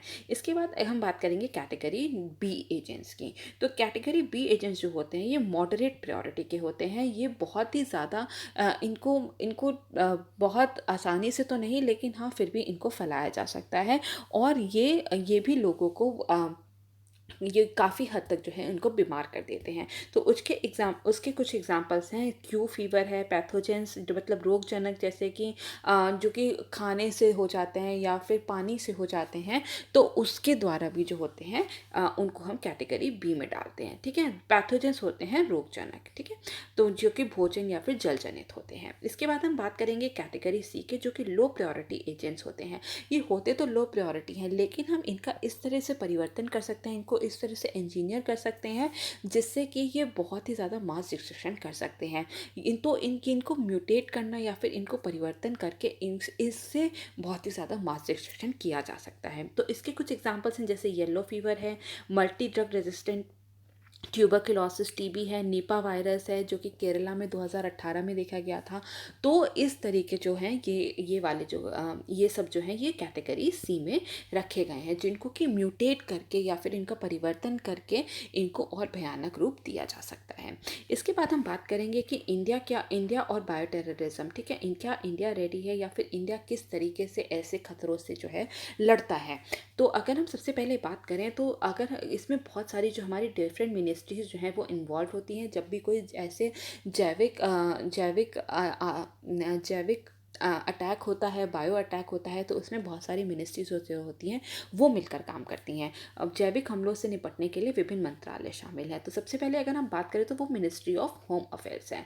तो मिनिस्ट्री ऑफ होम अफेयर्स का क्या काम होता है? मिनिस्ट्री ऑफ होम अफेयर्स जो है ये ये नोडल मिनिस्ट्री है किसी भी जैव आतंकवाद से लड़ने के लिए, और इनकी रिस्पॉन्सिबिलिटी होती है कि वो जितनी भी जो अगर कोई ऐसा खतरा जो है, अगर बायो टेररिज्म से ऐसा कोई खतरा उत्पन्न हो रहा है, तो उसको एसेस करे, और साथ में जो भी जितने भी उसके इंटेलिजेंस इनपुट्स हैं उसको प्रोवाइड कराने का काम किसका होता है? वो मिनिस्ट्री ऑफ होम अफेयर्स का होता है। और मिनिस्ट्री ऑफ होम अफेयर्स के अंडर ही हम देखते हैं नेशनल डिजास्टर रिस्पॉन्स फोर्स है, ठीक है।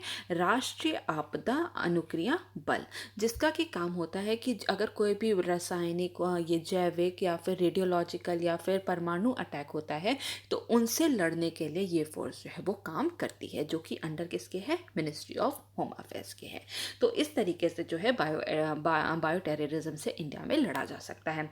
ठीक है, अब हम नेक्स्ट बात करेंगे कि केवल एक ऐसी मिनिस्ट्री नहीं है। ठीक है, इसके साथ साथ ministry of health and family welfare भी मिलकर काम करती है। ठीक है, ये दोनों जो है मिल के इन दोनों की रिस्पॉन्सिबिलिटी है कि कोई भी आपदा जो आती है या फिर महामारी जब फैलती है तो आपस में मिलकर जो है काम करा जाए।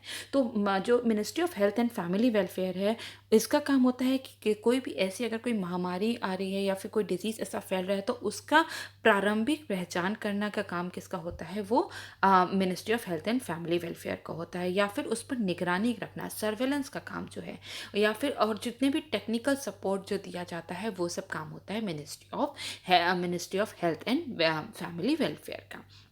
इसके बाद हम देखते हैं कि मिनिस्ट्री ऑफ डिफेंस भी इसमें बहुत ही ज़्यादा इन्वॉल्व होती है बायो टेररिज्म से लड़ने के लिए। तो इसका जितना भी प्रबंधन करना होता है, जितने भी फोर्स लगाई जाती है, उसका काम किसका होता है, वो मिनिस्ट्री ऑफ डिफेंस का होता है। इसके साथ साथ हम देखते हैं मिनिस्ट्री ऑफ डिफेंस के अंडर जो DRDO है।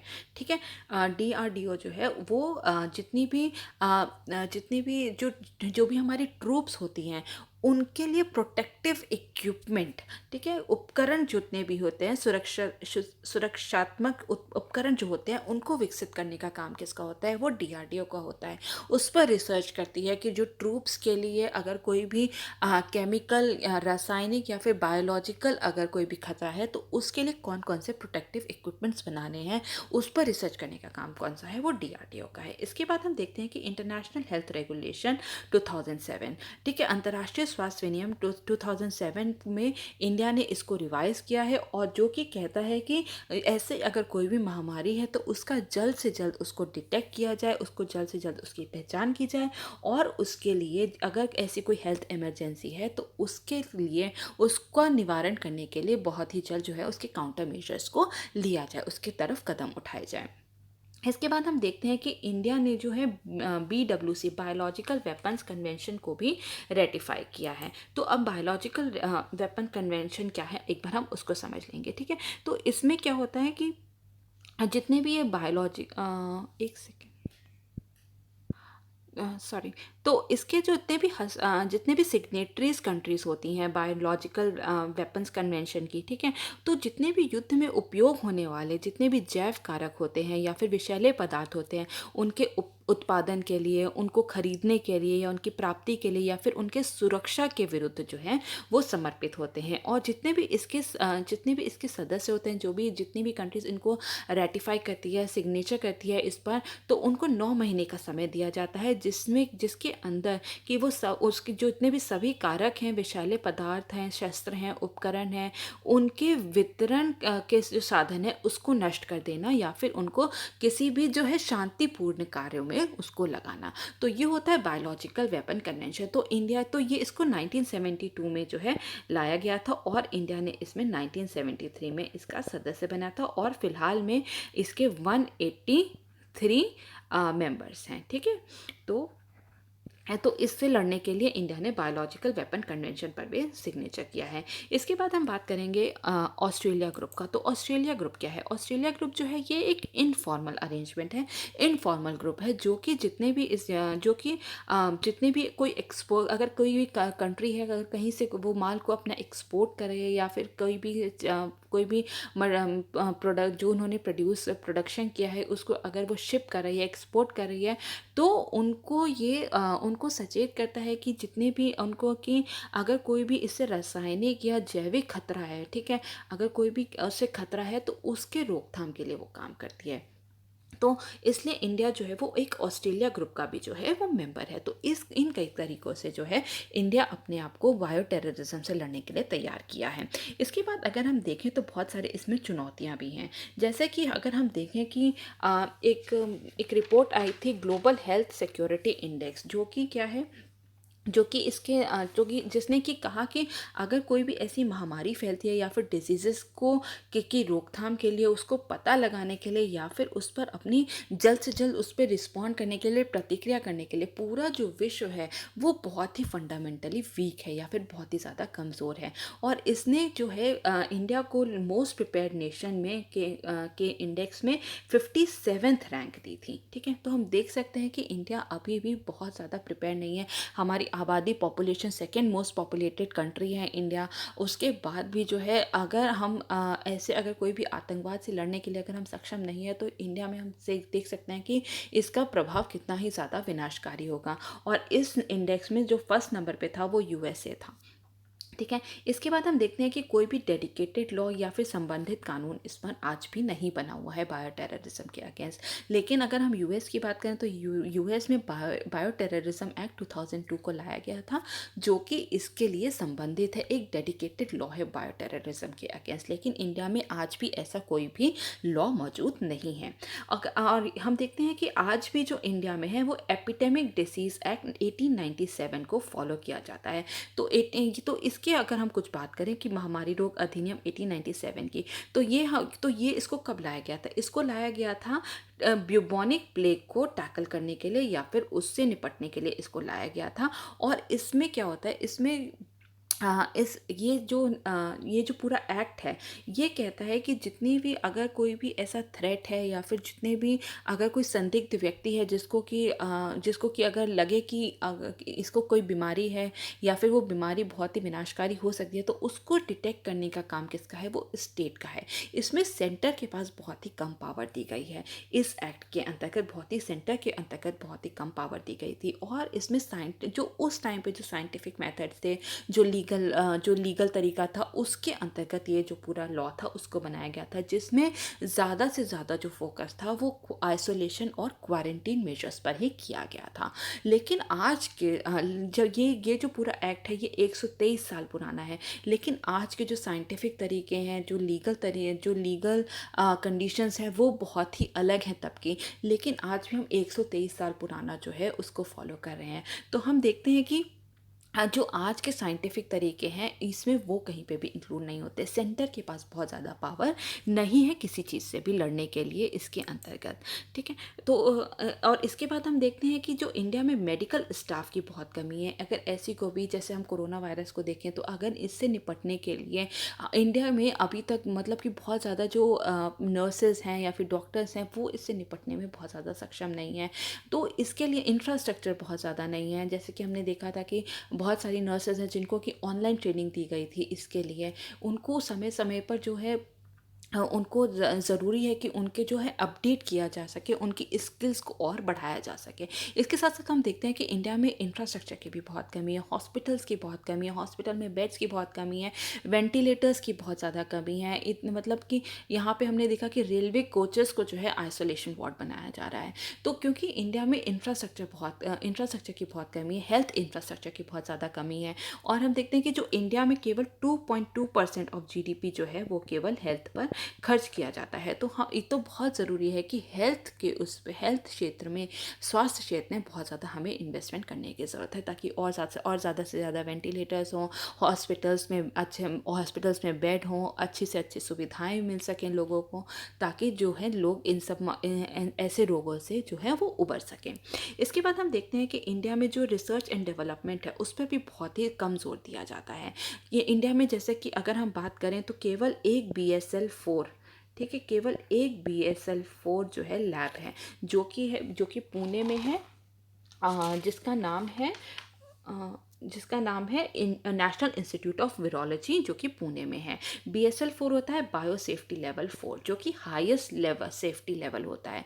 तो हमारी कंट्री में केवल एक ही ऐसी लैब है जो कि इन सब चीज़ों में जो है रिसर्च एंड डेवलपमेंट करती है। जबकि इंडिया में कहा गया है कि कम से कम ऐसी 5 लैब्स होनी चाहिए, तब जाके हम ऐसे किसी भी महामारी से लड़ सकेंगे। इस एरिया में जो रिसर्च एंड डेवलपमेंट है वो बहुत ही अच्छे तरीके से, एफिशिएंट तरीके से हो सकती है। तो इसके बाद अगर हम बात करें कि आगे हम क्या कर सकते हैं इस क्षेत्र में, तो ये जो पूरा है ये मल्टी स्टेक होल्डर अप्रोच होनी चाहिए, बहुहितधारक दृष्टिकोण की आवश्यकता है।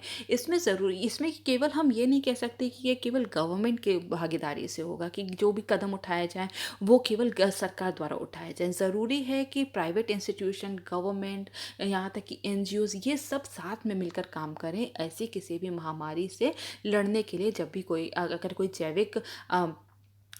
जैविक आतंकवाद से लड़ने के लिए ज़रूरी है कि हम सब मिलकर या इकट्ठे होकर इस चीज़ से लड़ें। इसके बाद मास अवेयरनेस की बहुत ज़रूरत है, लोगों को जागरूक रखने की बहुत ज़रूरत है कि अगर कोई भी महामारी या डिजीज़ फैल रही है तो उसके लिए लोगों को गांव-गांव जाके उनको जागरूक करना बहुत ज़रूरी है। उनको ये बताना बहुत ज़रूरी है कि कोरोना वायरस के केस में कि सोशल डिस्टेंसिंग क्या होती है और इसको किस तरीके से इससे निपटा जा सकता है। ठीक है, इसके बाद हम देखते हैं कि जो जितने भी डिस्ट्रीब्यूशन ऑफ मेडिसिन और ड्रग्स जो है उसको बहुत ही निष्पक्ष वितरण होना चाहिए कहीं पे भी, और उसका बहुत ही सेंसिबल यूज़ होना चाहिए, बहुत ही निष्पक्ष वितरण होना चाहिए। इसके साथ साथ ज़रूरी है कि इंडिया जो है हाइजीन कंडीशंस पे भी बहुत ज़्यादा जो है उस पर जोर दे, और साथ साथ वैक्सीनेशंस, इम्यूनाइजेशन प्रोग्राम पर भी जोर देने की ज़रूरत है, ताकि किसी भी जो है ताकि बहुत सारी बीमारियों से हमें लड़ने में मदद मिल सके। इसके साथ साथ हम देखते हैं कि public health prevention, control and management of epidemics, bio terrorism and disaster bill 2017 को लाने की पूरी कोशिश की जा रही है, जो कि सैकड़ों साल पुराने जो ओल्ड लॉ है उसको बदलेगा, उसको रिपील करेगा, और इस पूरे उसमें कहा गया है कि इसमें सेंटर के पास जो है वो ज़्यादा पावर होगी किसी भी ऐसे महामारी से लड़ने के लिए। इसके साथ साथ अगर हम देखें तो आईपीसी के, ठीक है, तो आईपीसी के 2 सेक्शन हैं। आईपीसी के सेक्शन 269 और आईपीसी का सेक्शन जो है 270, ये भी जो है ऐसी किसी भी महामारी को फैलाने के लिए ही बनाया गया है। तो आईपीसी का जो सेक्शन 269 है ये नेग्लिजेंट एक्ट के अगेंस्ट है, और जो आईपीसी का जो सेक्शन 270 है वो है कि अगर कोई भी कार्य करता है, कोई भी इन्फेक्टेड इंसान ऐसा कार्य करता है जिससे कि कम्युनिटी को और ज़्यादा खतरा हो, तो उसके अगेंस्ट ये वाला जो है वो सेक्शन है। तो ऐसे हम देखते हैं कि इंडिया ने बहुत सारे कदम उठाए हैं, लेकिन बहुत सारे जो ऐसे भी क्षेत्र हैं जहाँ पे इंडिया को वर्क करने की ज़रूरत है, एफर्ट देने की ज़रूरत है। ठीक है, तो अब हमारा जो नेक्स्ट क्वेश्चन है वो है पेपर नंबर 4 से, और क्वेश्चन है what are the basic principles of public life and illustrate any 3 of these with suitable examples.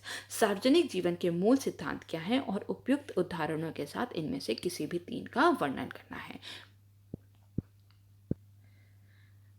तो आज का हमारा जो लास्ट क्वेश्चन है वो पेपर नंबर 4 से है, और क्वेश्चन है what are the basic principles of public life and sorry what are the basic principles of public life and illustrate any 3 of these with suitable examples। मतलब कि सार्वजनिक जीवन के मूल सिद्धांत क्या हैं और उपयुक्त उदाहरणों के साथ इनमें से किसी भी 3 का हमें वर्णन करना है। तो बीइंग अ पब्लिक सर्वेंट, ठीक है, जो लोक सेवक होते हैं उसका मतलब क्या होता है? उसका मतलब होता है कि आप जनहित के लिए काम करेंगे, कॉमन गुड के लिए काम करेंगे। ठीक है, आप जनहित में काम करने का प्रयास करेंगे, आप जो भी डिसीजन ले रहे हैं उससे ज़्यादा लोग का भला होना चाहिए, आपको इस तरीके से डिसीजन लेना है। तो ये जो पूरा उनका जो व्यवहार होता है वो उच्चतम मानकों को स्थापित करता है। वो उनके जो व्यवहार से जो होता है वो सोसाइटी में एग्जाम्पल सेट होते हैं कि किस कंडीशन में किस तरीके से व्यवहार करना चाहिए। तो एक हाई स्टैंडर्ड ऑफ बिहेवियर को वो सेट करते हैं। इसके साथ साथ हम देखते हैं जो पब्लिक सर्वेंट होते हैं उनको बहुत सारे जो अपने कार्य को एफिशिएंटली करने के लिए, निष्पक्ष रूप से करने के लिए उनको बहुत ज़रूरत है कि बहुत सारे ऐसे अपने अंदर बहुत सारे ऐसे ट्रेड्स हैं या फिर क्वालिटीज़ हैं, गुण हैं, लक्षण हैं, उनको विकसित करने की बहुत ज़्यादा आवश्यकता है। तो अब हम बात करेंगे कि आखिर कौन कौन से ऐसे प्रिंसिपल्स हैं या फिर सार्वजनिक जीवन के कौन कौन से ऐसे सिद्धांत हैं।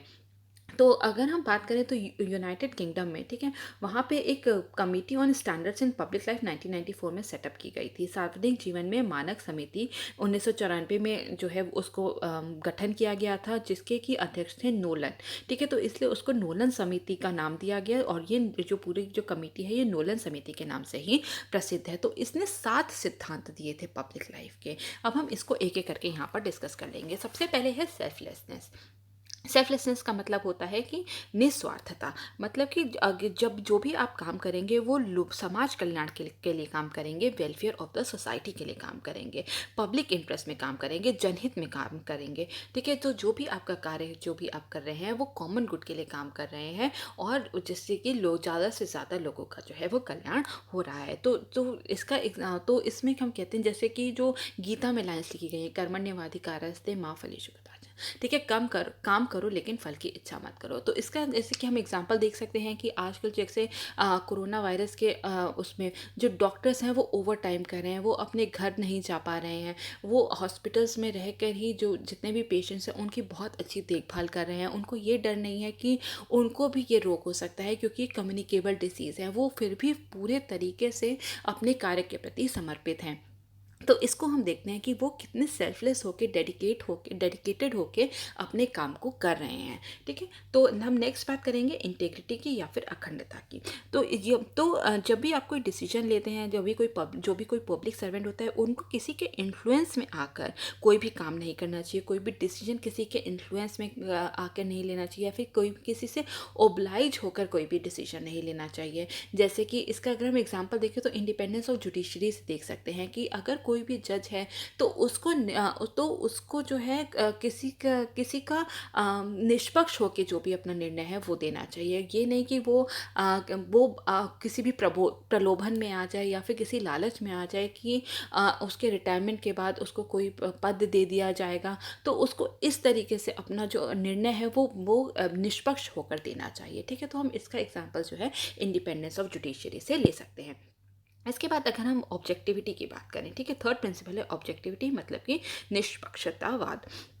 इसमें क्या होता है, निष्पक्ष होकर कोई भी डिसीजन लेना चाहिए बिना किसी डिस्क्रिमिनेशन के। जो भी डिसीजन है वो लेना चाहिए एविडेंस के बेसिस पे, फैक्ट्स के बेसिस पे, मेरिट के बेसिस पे जो भी डिसीजन है वो लेना चाहिए। कई बार हमने देखा है कि राजनेता जो होते हैं, कहीं पे पुल बनना है या फिर कोई पार्क का बनना है, तो वहाँ का जो कॉन्ट्रैक्ट है वो अपने किसी भी चाचा भाई भतीजे उसको दे देते हैं। तो जो ऐसा नहीं करना चाहिए, जो भी कॉन्ट्रैक्ट है वो पूरे रूल्स एंड रेगुलेशन को फॉलो करना चाहिए। कि ये होना चाहिए, बहुत सारे मानक होते हैं कि जो कंपनी है वो पहले से कितने साल से काम कर रही है और कितना टर्नओवर उसका होना चाहिए, उसके बाद ही उनको कॉन्ट्रैक्ट देना चाहिए। तो जितने भी रूल्स एंड रेगुलेशंस है, मेरिट के बेसिस पे ही कोई भी डिसीजन लेना चाहिए। इसके बाद हम देखते हैं अकाउंटेबिलिटी या फिर जवाबदेही। तो लोगों के प्रति जितने भी पब्लिक सर्वेंट होते हैं उनकी जवाबदेही होती है, क्योंकि वो समाज कल्याण के लिए काम कर रहे हैं। लेकिन अगर वहाँ से कोई चूक होती है तो उसके लिए उनकी जवाबदेही भी बनती है। फॉर एग्जांपल अगर हम देखें कोई ज़िला अस्पताल में अगर दवाइयाँ नहीं मिल रही हैं लोगों को, या फिर वेंटिलेटर्स काम नहीं कर रहे हैं, अच्छी सुविधा नहीं है, तो उसकी जवाबदेही जो है वो सीएमओ की होती है। वो ये नहीं कह सकता कि ये सप्लाईज डिपार्टमेंट का काम है या प्रोक्योरमेंट डिपार्टमेंट का काम है। इसकी जो जवाबदेही होती है वो सीएमओ की होती है। तो इस तरीके से जो पब्लिक सर्वेंट होते हैं उनकी जवाबदेही होती है अगर लोगों को बहुत ज़्यादा नुकसान देखने को मिलता है तो। ठीक है, ओपननेस की बात अगर हम करें तो जो भी डिसीजन लेते हैं या फिर जो भी कार्य करते हैं वो ओपन तरीके, खुले तरीके से और पारदर्शी तरीके से करना चाहिए, ट्रांसपेरेंट मैनर में करना चाहिए। कोई भी इंफॉर्मेशंस हैं वो उनको छुपानी नहीं चाहिए। अगर कोई भी डिसीजन लेते वक्त उनके पास कोई भी इंफॉर्मेशन आती है या फिर कोई भी अगर ऐसी इंफॉर्मेशन है जो कि नेशनल सिक्योरिटी के लिए खतरा नहीं है, तो उनको वो जो है वो इंफॉर्मेशन जो है छुपानी नहीं चाहिए। और क्या कहते हैं, अगर वो लॉफुल नहीं है या फिर सिक्योरिटी रीजंस के अंतर्गत नहीं आती, तो उनको जो है सारी इन्फॉर्मेशन जो है वो प्रोवाइड करानी चाहिए। इसका एग्जांपल हम देख सकते हैं ओपननेस में या खुलापन में। जैसे कि पीछे अभी एक रूलिंग आई थी कि जितने भी जजेस हैं उनको हर फाइनेंशियल ईयर में अपने एसेट्स को डिक्लेयर करना चाहिए। तो उनके जो पूरे जो कार्य वो जो कार्य करते हैं उसमें एक बहुत ही ज़्यादा हमें पारदर्शिता देखने को मिलती है। इसके बाद ऑनेस्टी, मतलब कि ट्रुथफुलनेस। तो फिर या फिर हम कह सकते हैं ईमानदारी। तो जितने भी पब्लिक सर्वेंट होते हैं उनको अपना जो काम है वो पूरी की पूरी ईमानदारी से करना चाहिए, निष्पक्ष होकर काम करना चाहिए। अमीर और गरीब के प्रति उन्हें निष्पक्ष रहना चाहिए। जिसने जो गलती की है उसे सज़ा देनी चाहिए और जनहित में काम करना चाहिए। तो ठीक है, जो भी अपना काम कर रहे हैं, जो भी डिसीजन ले रहे हैं, वो पूरी ईमानदारी से उन्हें करना चाहिए। इसके बाद हम देखते हैं लीडरशिप या फिर नेतृत्व। ये जैसा कि हमने बात की, जो जितने भी पब्लिक सर्वेंट होते हैं ये एक एग्जाम्पल सेट करते हैं। तो ज़रूरी है कि जो भी वो काम करें वो ऐसे करें कि जो जितने ये जो प्रिंसिपल्स हैं, ठीक है, वो सभी उस उनके जो आचरण में दिखाई देने चाहिए और लोगों को एक उन्हें राह दिखानी चाहिए कि किस तरीके से काम करना चाहिए जिससे कि ज़्यादा से ज़्यादा लोगों का कल्याण हो सके, जनहित में कैसे काम किया जाता है। ठीक है, तो ये हमने लास्ट क्वेश्चन नंबर 4 भी डिस्कस कर लिया है। So that is all for now. Thank you so very much.